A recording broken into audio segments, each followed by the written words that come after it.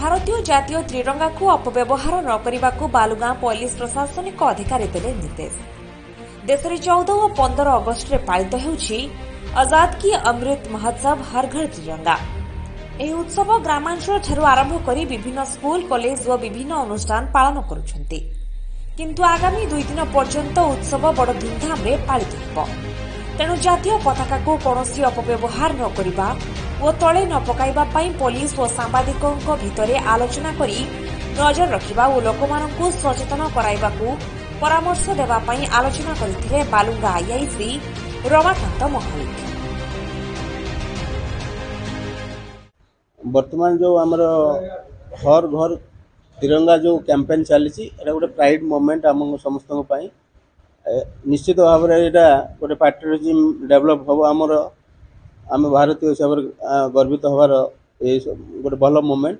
किंतु जनसाधारण को आमर निवेदन आ गोटे जो आम जातीय पताका जो व्यवहार कला बेले जमती एमती व्यवहार न हो जमती जातीय पताका को कौन प्रकार असम्मान न हो से उद्देश्य आम मेसेज आपण मध्य दबा चाहूँ।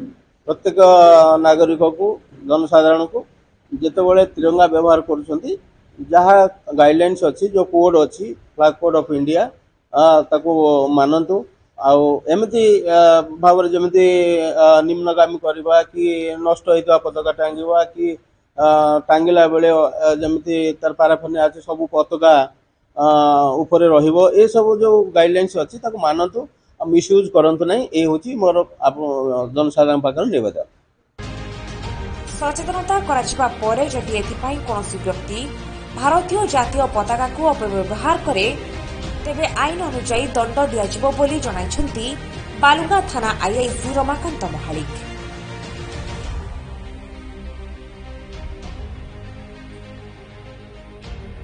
चिलिकारू बिनु दासंक रिपोर्ट विप्लव न्यूज।